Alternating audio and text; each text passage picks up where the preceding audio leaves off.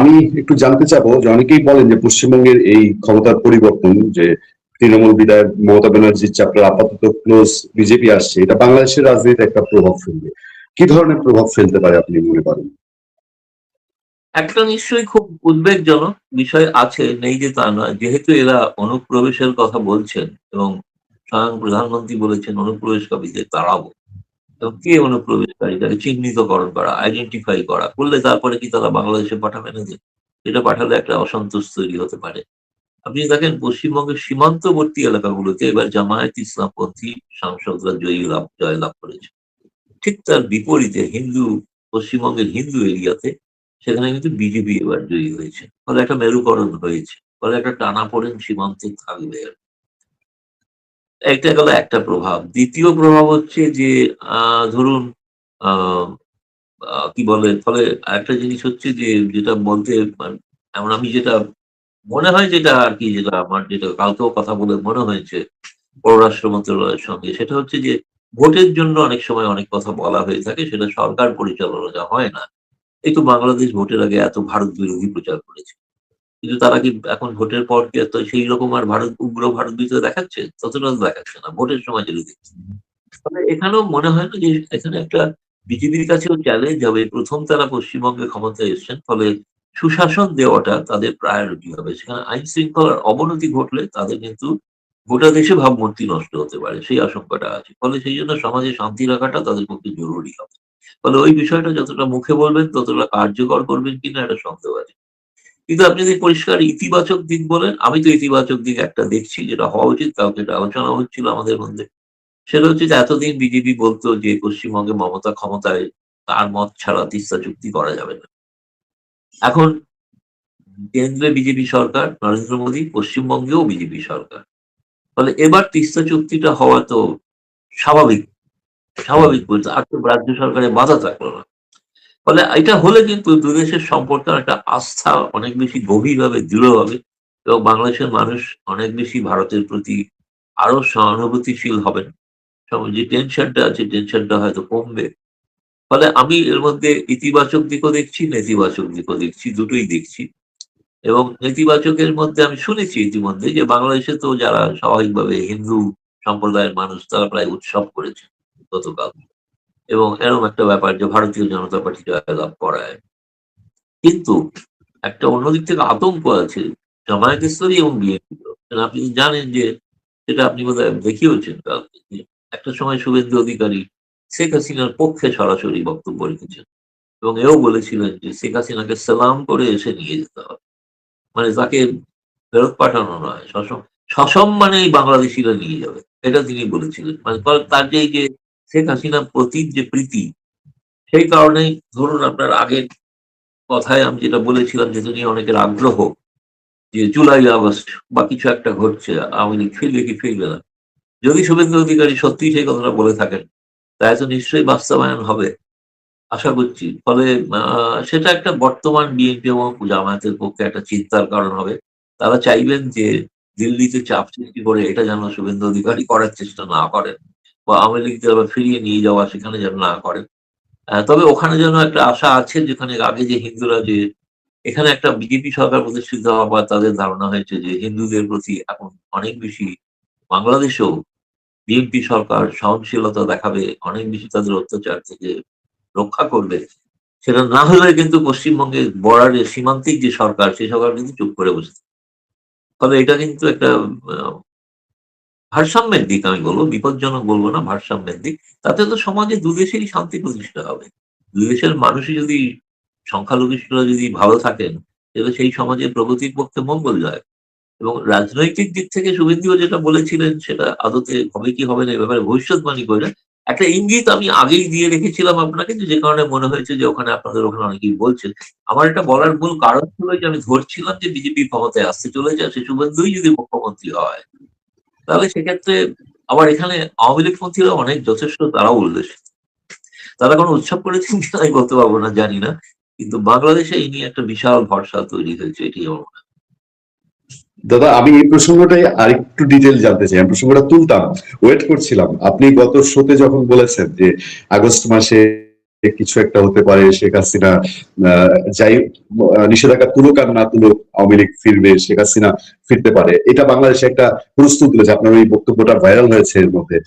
আমি একটু ডিটেল জানতে চাই আপনার কেন এটা মনে হলো যে আগস্ট মাসে কিছু একটা হতে পারে। আমরা আরো আরো পাশাপাশি যোগ করি, আপনি বলছেন যে বাংলাদেশের সনাতন ধর্মাবলম্বীরা উৎসব করেছেন, এটা সত্যি।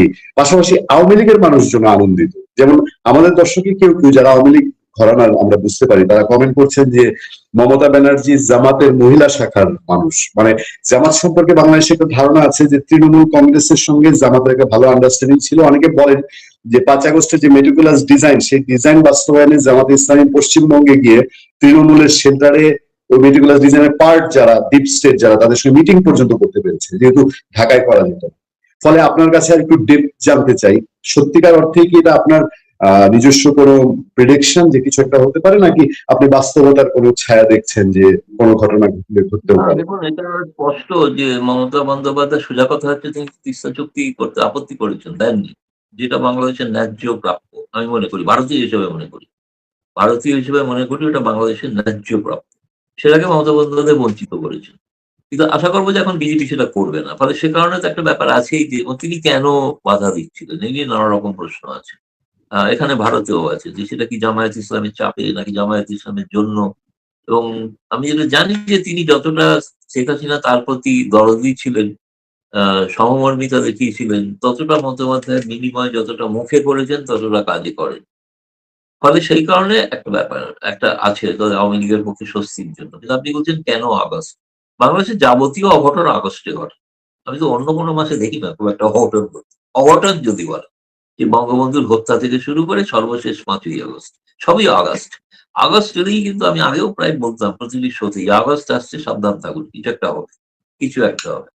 এবার হওয়ার পেছনে যে বাস্তবিক যে তৃণমূল স্তরের যে অবস্থা, সেটা হচ্ছে যে আর্থিক সংকট তীব্র, এবং ধরুন যারা ব্যবসায়ী, শিল্পমহল, তারা কিন্তু আবার বিরক্ত হতে শুরু করেছে।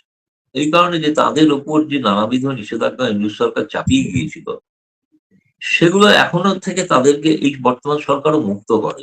এটা তারা অপেক্ষায় আছেন। তারা আশা করেছিলেন যে করবেন। আমি জানি বড়, বড় শিল্পোদ্যোগী যাদের ব্যাংক অ্যাকাউন্ট, আমি বলছি না যারা দুর্নীতি করেছেন তাদের কথা।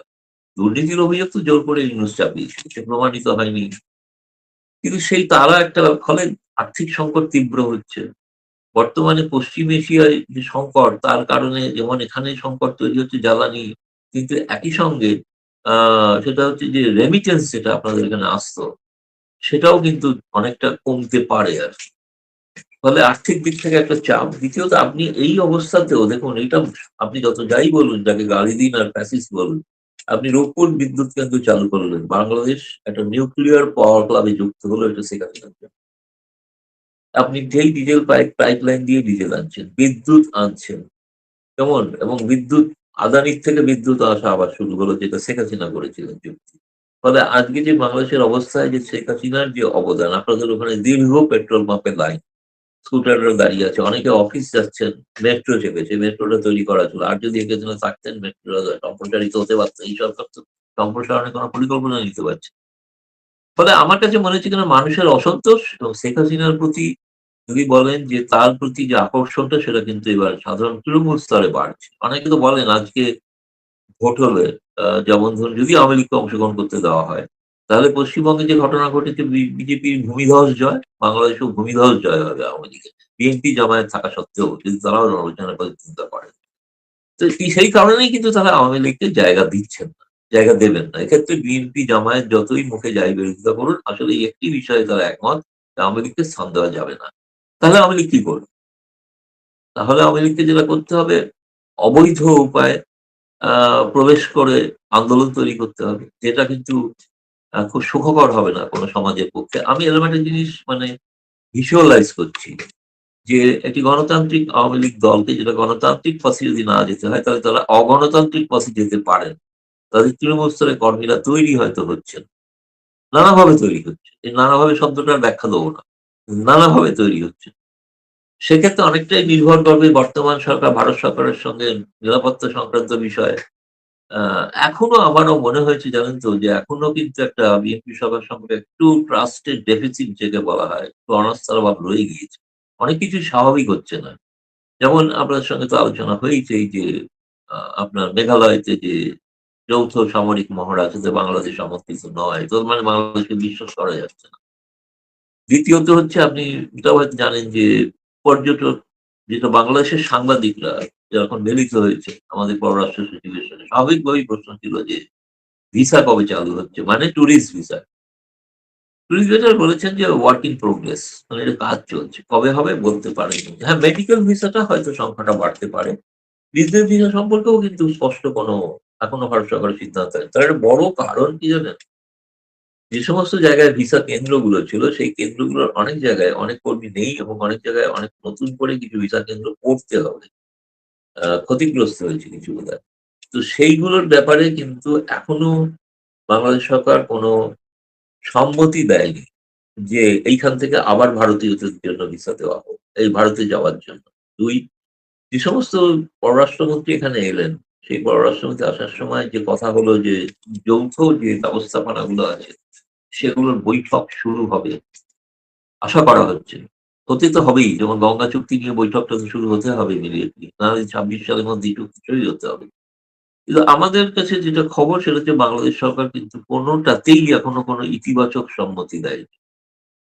যে এই আলোচনাটা শুরু করা হোক। এটা আমি জানি না হবে কি হবে না। গতকাল বিদায়ী হাই কমিশনার প্রণয় বর্মা পররাষ্ট্রমন্ত্রীর সঙ্গে সাক্ষাৎ করেছেন। আমার মনে হয় তিনি হয়তো আরেকবার স্মরণ করিয়েছেন যে কবে থেকে আমরা আলোচনাগুলো শুরু করতে পারি। সেই আলোচনাগুলো শুরু করার ক্ষেত্রে আমি জানি না তারেক রহমান সরকার অন্য কোনো চাপের মধ্যে আছে কিনা। ইতিমধ্যে মার্কিন প্রতিনিধিদল আসছেন, মার্কিনিরা আসছেন। আমেরিকার সঙ্গে বাংলাদেশের একটা সামরিক মহড়া হওয়ারও কথা আছে। ইত্যাদি নানা ধরনের চাপের কারণে যে বেশ একটা এই জিওপলিটিক্স এর ক্ষেত্রে একটা নতুন ধরনের একটা চিন্তাভাবনা চলছে। যে কারণে সম্পর্কটা স্বাভাবিক হওয়ার কথা আমরা বলছি, চাইছি, কিন্তু সেটা কোথাও যেন একটা আটকে যাচ্ছে। কর্ণিয়া দাদা, চক্র। আমি অনুষ্ঠানের প্রায় শেষ পর্যায়ে আছি। আমি আরেকটা বিষয়, এই বিষয়টা আমাদের কাছে অবশ্য খটকা লেগেছে। দেখেন, শেখ হাসিনা এবং মমতা ব্যানার্জি এই দুজনের সম্পর্ক, ব্যক্তিগত সম্পর্ক আমরা জানি খুব ভালো ছিল, কিন্তু আমরা সারফেসে যা দেখতাম, ইভেন শেখ হাসিনা মমতা ব্যানার্জি বলতেন প্রতি ঈদে তাদের মধ্যে সৌজন্য বিনিময় হতো, ঈদে পুজোয় পারিবারিক পর্যায়ে তারা গিফট পাঠাতেন, একে অন্যজনের শাড়ি পাঠাতেন। মমতাজিও বলেছিলেন যে শেখ হাসিনার গিফট না পেলে তার পূর্ণতা পায় না। এই সম্পর্কটা কি শুধু লোক দেখানোর স্ট্যান্ডবাজি ছিল, নাকি দুই নেত্রীর মধ্যে এরকম সম্পর্ক তার দু দেশে কাজে লাগানোর কথা? বিষয়টা আসলে কোন জায়গায় জটিলতা তৈরি করেছিল আপনার কাছে কি মনে হয়? এটা কি শুধু ধর্মভিত্তিক বিভাজন থেকেই এই দুই নেত্রীর ব্যক্তিগত সম্পর্ক থাকলেও জাতিগত ভাবে আমরা কেউ কোনো কাজে লাগাতে পারিনি সেই সম্পর্ককে?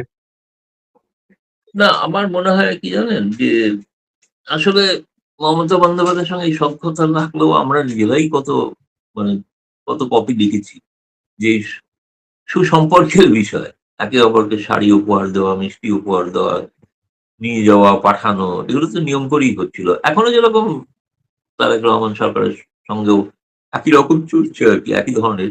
ইতিহাস বোধহয় কোথাও একটা মনে হচ্ছে এটা ঘটনা যে আমি সুস্পষ্টভাবে তো বলাটা অনেক জানি না, বলে বলতে পারছি না। যে এটা ঘটনা যে একটা কোথাও অভাববোধ ছিল, যেটার কারণে মমতা বন্দ্যোপাধ্যায় ততটা ইতিবাচক সদস্য পদক্ষেপ নেননি, তো সেটা সকলে দেখতে পাচ্ছি যে নেননি। তিনি বললেন তিনি সব কথা হওয়ার পরেও ২০১১ সালে কেন চুক্তি থেকে পিছিয়ে গেলেন, তিস্তা চুক্তি থেকে। যেটা অজুহাত দেখিয়েছেন যে পানির সংকট। কিন্তু তার পানির সংকট থাকা সত্ত্বেও কর্মরত এগিয়েই হয়েছিল। এবং আপনাকে এই সঙ্গে বলে রাখি, সেই সময় কিন্তু দীনেশ তিরিদি কেন্দ্রীয় মন্ত্রিসভায় মন্ত্রী প্রতিনিধিত্ব করতেন তৃণমূল কংগ্রেসের। ক্যাবিনেটের মিটিং এ কিন্তু দীনেশ তিরিদি যিনি হাই কমিশন হয়ে যাচ্ছেন, তার সঙ্গে কিন্তু প্রণব মুখার্জির ব্যাপক তর্কাতর্কি হয়। এবং তর্কাতর্কি হয় এইভাবেই যে প্রণব মুখোপাধ্যায় বলেছিলেন যে তিস্তা চুক্তি করতেই হবে। এবং দীনেশ ত্রিবেদী মমতার কথাতেই তিনি বলেছিলেন এটা করা যাবে না। ফলে এই নিয়ে বেশ তর্কাতর্কির কথা আমরা নিজেরা লিখেছি। আমি যে বইতে লিখেছি সে বইটাতেও আমার দীর্ঘ এ ব্যাপারে তিস্তা সম্পর্কে বক্তব্য আছে, কি হয়েছিল। কিন্তু এখন দীনেশ ত্রিবেদী ভারতীয় জনতা পার্টিতে। তো ভারতীয় জনতা পার্টি প্রধানমন্ত্রী নরেন্দ্র মোদীর প্রতিনিধি হয়ে বাংলাদেশে যাচ্ছেন। তাহলে আমার মনে হয় না তার ওপর থেকে এখন মমতা বন্দ্যোপাধ্যায়ের ব্যাগেজটা নেমে গেছে। ফলে তিনি এখন সেই অর্থে মুক্ত। আশা করি তিনি প্রধানমন্ত্রী মোদী যেরকম চাইবেন সেরকম ধরনের সম্পর্কই রাখার চেষ্টা করবেন না। তবে হ্যাঁ, এইটা বাংলাদেশের ক্ষেত্রে আমি বলব যে আমি ব্যক্তিগতভাবে মনে করি যে এটা ঘটনা যে ভারতীয় জনতা পার্টি ক্ষমতায় আসায় আমার ধারণা যে বাংলাদেশের ক্ষেত্রে অনেক কিছু আমরা অনেক ইতিবাচক পদক্ষেপ দেখতে পাবো, যেটা মমতা বন্দ্যোপাধ্যায়ের সময় হচ্ছিল না। সবশেষ প্রশ্ন দাদা, আমি শেখ হাসিনা প্রসঙ্গে যেতে চাই। বাংলাদেশের বাস্তবতা যেটা, বাংলাদেশের মতো তৃতীয় বিশ্বের একটা দেশে ক্ষমতা পরিবর্তন বা জনগণের ম্যান্ডেট পাওয়াটা এটা খুব দুরূহ। এটার সাথে অনেক কিছু ইনভলভ থাকে, পরাশক্তিগুলোর খেলা ইনভলভ থাকে। শেখ হাসিনার জনপ্রিয়তা আপনি যাই বলেন, যে পর্যায়ে বলেন, বাস্তবতা বাংলাদেশের যে শেখ হাসিনা বা আওয়ামী লীগ আসবে, এখানে বাংলাদেশে আওয়ামী লীগ এবং শেখ হাসিনা বিরোধী যারা ওই সংসদের বিরোধী দল, সরকারি দল থাকলেও তারা একত্রিত হয়ে যাবে। সেক্ষেত্রে আপনি যে বলছেন যে পরিস্থিতি যাই হোক শেখ হাসিনার ফেরা ত্বরান্বিত হতে পারে, এইটা আপনার কাছে কেন মনে হচ্ছে? আমি এটা দিয়ে আজকে অনুষ্ঠানটা শেষ করতে চাই। না, আপনাকে তো আমি কতগুলো ডেডলাইন বললাম, এবং যেটা বললাম যে যিনি সম্ভবত মুখ্যমন্ত্রী হতে চলেছেন তার প্রকাশ্য বক্তব্য এটা। তিনি যদি প্রকাশ্য বক্তব্য কথার জন্য বলে থাকেন, তা তো না, হয়তো সেই সময় তিনি বিএনপি বা জামায়াতকে একটু হুমকির চোখে দেখানোর জন্য বলে থাকতে পারেন। কতটা তার উপর তো কোনো নির্ভর করবে না, কিন্তু দীর্ঘকাল আমি মনে করছি যে সেটা সবটাই নির্ভর করবে তারেক রহমান সরকার ভারত সরকারের সঙ্গে কি ধরনের সম্পর্ক রাখতে চাইছেন তার উপরে। তা না হলে যদি ধরুন আজকে আওয়ামী লীগ যদি, সেটা আওয়ামী লীগের সিদ্ধান্ত, আমি এটা আওয়ামী লীগের যারা নেতা নেত্রী কর্মী যারা এখানে আছেন, তারা ভাবছেন যে এবার অনেকটা সময় দেওয়া হয়েছে, এবার যদি কোনো না দেওয়া হয় তাহলে আমাদের একটা ভিন্ন পথ ভাবতে হবে। তারা খালি চান সেই সময় যেন ভারত সরকার এটাতে কোনো বাধা না দেন, চোখ বুজে থাকে। তারা তাদের মতো কিছু করতে চান। তো সেইটা হওয়ার একটা সম্ভাবনা আমি বলবো, আশঙ্কা বলবো না, এগুলো সম্ভাবনা। এটা নির্ভর করবে তারেক রহমান সরকার কিভাবে। কিন্তু আমি যেটা শুনেছি তারেক রহমান জামায়াত এ ব্যাপারে একমত যে আওয়ামী লীগকে কোনোভাবেই কোনো স্পেস দেওয়া যাবে না। এটা যখন জানা যাচ্ছে স্পেস দেওয়া যাবে না, তখন তারা তো চিরকাল চুপ করে বসে থাকতে হবে। 4 কোটি অন্তত সমর্থক আছে বাংলাদেশে। সকলে সশস্ত্র নয়। কিন্তু বঙ্গবন্ধুর ডাকে যদি একদিন সবাই সশস্ত্র হতে পারে, তো এদিন তো শেখ হাসিনার ডাকেও কেউ না কেউ হতে পারে। তাই না? তো সেই জন্য বলছি একটা বেশ ঘটনাবহুল আগামী দিনের বাংলাদেশ আমি এটা মনে করছি। আমার রাজনৈতিক বিশ্লেষণ হিসেবে আমার কাছে কোনো নির্দিষ্ট তথ্য নেই যে আমি এইটা যে অমুক তারিখ থেকে এই ঘটবে, এরকম আমি বলছি না। আমি বলছি এই ঘটনাটা সৌভাগ্য হোক, দুর্ভাগ্য হোক, এর আগের যেগুলো অতীতগুলো, কিন্তু আওয়ামী লীগের সময়ও কিন্তু আমি বলেছিলাম যে অঘটন ঘটবে। এবং সেই আমার বক্তব্য তদানীন্তন ইউনূস সরকারের প্রেস সচিব তিনি ফেসবুকে পাবলিসিটি দিয়েছিলেন যে গৌতম রায় বলেছে। আমি তো 23 সালে বলেছিলাম, আমি যে বইটা লিখেছিলাম সেই বইটাতে এটাও লিখেছিলাম যে শেখ হাসিনা জয়ী বাবু মোহাম্মদ ইউনূস কিন্তু একটা গুরুত্বপূর্ণ নির্ণায়ক ভূমিকা নিতে চলেছেন। তখনও নেননি তো, তিনি চলেছেন। তারপরে তিনি কিভাবে নিলেন সেটা সেই বই আগামী দিনে প্রকাশিতব্য, তখন হয়তো জানতে পারবেন ডিটেল। কিন্তু আমি বলছি সেটা তখন আমার জানা ছিল। ফলে এখনো আমার বিশ্লেষণই করছি এটা। আমি কোনো আমার একটা উপসংহার টানছি, তো কোনো একটা বিশ্লেষণ থেকে একটা উপসংহারে আসতে হবে। আর একটা পিএইচডি থিসিস এর মতো। তো সে থেকেই সেরকমই বলছি। সুনির্দিষ্ট কোনো কেউ যেন না ভাবে লেখে যে ডিপ স্টেট এর লোক গৌতম রায়, ডিপ স্টেট থেকে খবর পেয়ে লিখছে। আমি জানি ওই ঘটনাটা তো অনেক এখানেও আমার ডিজিএফআই এর লোকেরাও আমার সঙ্গে যোগাযোগ করছেন যে কথা বলতে চাই একটু, মানে তাকে তথ্য দেবো।